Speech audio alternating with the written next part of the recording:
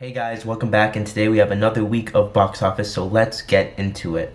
Up first, we have & Juliet, which went from 98% to 91%, and 1,368,204 to 1,073,850. And again, we won't know how this show does until January, as it's going to do very good over the holidays. But before the holidays, it was definitely on a downward trajectory, which is why we've been getting some more stunt casting. The Louis Armstrong musical went from 64% to 83%, and 591K to 719K. This was its best week yet, and as much as I think that is, it's these numbers are okay. They're okay. I think that they have a lot of ground to make up.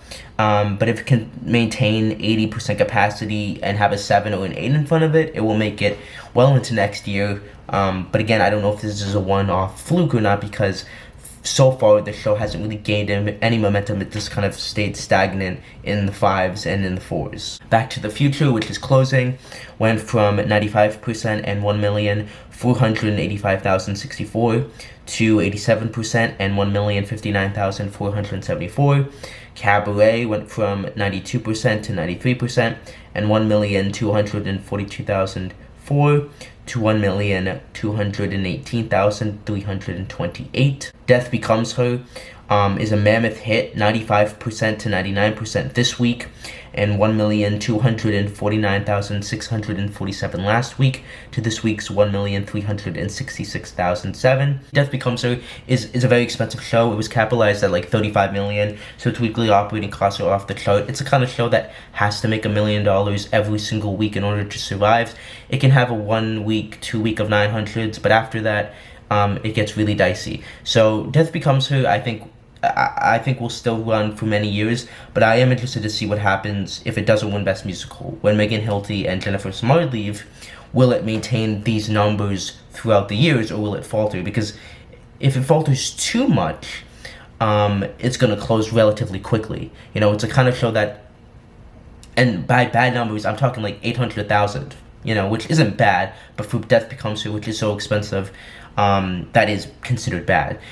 So the bar is so high for Death Becomes Her, which is maybe to their detriment, but it is a spectacle and you should go and see it.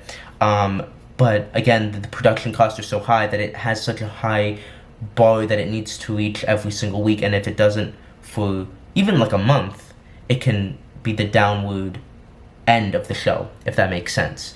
That's why Great Comet closed. That's why SpongeBob closed. These shows need to make $1 million every single week, and they simply put won't. But Death Becomes Her seems to have evaded that for now. And even if it doesn't win Best Musical, like I said with The Outsiders, it would have done amazing box office. So I'm not too concerned about it. Elf went from 95% to 87%, and 1,947,922 to 1,826,498. Still one of the best performing musicals of the entire bracket, which is insane. So that will definitely be coming back next year.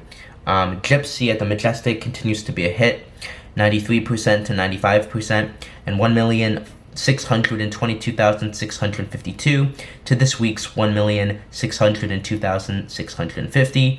Hadestown went from 97.70 to 92.74, and 1,060,347 to 784K. Again, I don't know how well it's going to do until January and February, as it does typically very well over Christmas. But again, I think Hadestown is in its final few years based off of box office and stunt casting. Hamilton went from 98% to 93%, and 2,579,544 to 2,030,772. Hell's Kitchen went from 92.72 to 95.16, and 1,574,622 to 1,492,991. Maybe Happy Ending went from 88% to 87%, and 707K to 682K for a $25,000 decrease. This is a good week for Maybe Happy Ending. It's a win, but it's also not. Six and sevens is where it wants to be at. Obviously, it's not going to make 800,000 every single week, or even 900,000. But they're probably, again, the operating cost of Gutenberg was 600K. So imagine what this operating cost is. It's probably around the same. So it probably lost money this week. I don't even know if it 100% made money last week either, but it's definitely a lot closer to where they need to be. So that's good. But on the other hand, the theater has enough justification to kick out Maybe Happy Ending for a more profitable show, and it would make sense. It has a lot of ground to make up. It lost so much money during previews, and it's building momentum.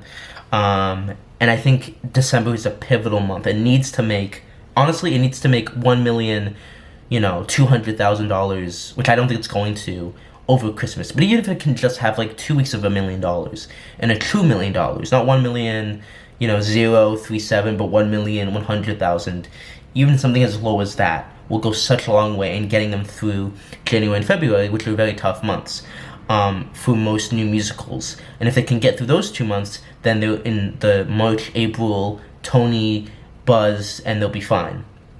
And this has a good shot at winning Best Musical. So again, Maybe Happy Ending honestly just has to get through January and February, and it may not. So again, if you haven't seen it, go and see it. If you've seen it already, see it again. I'm going to see it again for a third time at some point. But I'm rooting. I think everyone's rooting for Maybe Happy Ending, and their marketing has been a lot better. And I think that ultimately the I don't know. Ultimately, again, you have to take it with like a yay, but also at the same time, this show could close at any moment, even if they're doing super well. But I feel like the momentum is building enough, and I was expecting it to drop anyways. And a 25K drop is honestly one of the best drops out of any of the shows, so it's a good sign. Moulin Rouge went from 94% to 96%, and 1,295,746 to 1,346,980. Stereophonic went from 98% to 97%, and 926K to 844K. Suffs is going out with a huge boom, bigger than we expected. 94% to 98%, and 955K to 1,012,182. Sunset Boulevard is a mega hit continuously. 89% to 93%, and 1,821,373 last week to this week's 1,832,884, and the top ticket went up considerably to $599. Swept Away is closing due to poor ticket sales, and I think we all saw that coming. I was kind of on the fence, but I guess that it didn't look good enough in terms of advanced sales for them to keep on going. And if I'm being honest, the reviews and the momentum, they weren't going to win Best Musical, and that's the only way they were going to survive. But anyways, they went from 60% to 81%, and 412K to 540K, so luckily they're ending on a good note. Tammy Faye ended very poorly, 38% to 47% this week, and 259K to this week's 371K. The Great Gatsby continues to be a mega hit, 93% to 95%, and 1,656,686 last week to this week's 1,460,215. I mean, wow.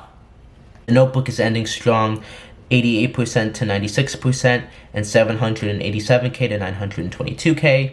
The Outsiders selling out, going from 1,840,606 to 1,527,290, and Waterfree Elephants ending rather poorly, from 56% to 66%, and 794K to 957K. And then Wicked sold out and goes 2,782,795, which I think makes it the highest grossing show of the week.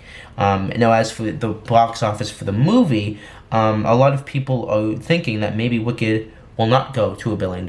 I still think it can. I think it's a slow burn. I think with Christmas and the sing-along, it's going to get a huge boost. But right now, it has $460.8 million in the bank. And that's pretty solid. It's going to probably... now, here's the thing.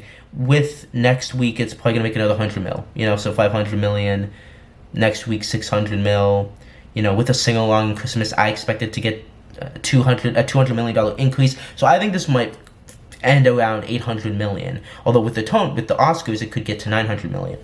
For a movie musical, this is one of the most successful movie musicals. You know, it's gonna end with, you know, at the low end is 6, but I think it's gonna be like 7 or 8, which is still very successful. But to me, it's a bit of a disappointment considering that Wicked is a $1 billion franchise and it failed to make $1 billion. And I don't think Part 2, which is a lot more darker and not as poppy as Part 1, is definitely not going to make $1 billion. And so I feel like there's a bit of a disappointment aspect to it. But it seems like the international numbers are just very weak for Wicked, which is interesting because Wicked is a global phenomenon. But maybe it's more of an international thing, you know, where musicals don't do as well. But La La Land, The Greatest Showman, they all did very well. But again, I think movie musicals and musicals in general tend to gain momentum throughout various months. I mean, Greatest Showman was in theaters until July, and they finished with like 440 mil. And Wicked's not even been out for 2 months, and it's already at 460.8 mil. So again, I still think $1 billion can happen with Christmas and sing-alongs, and probably if they get nominated for Oscars, which they will, and if they win some Oscars, which they probably will.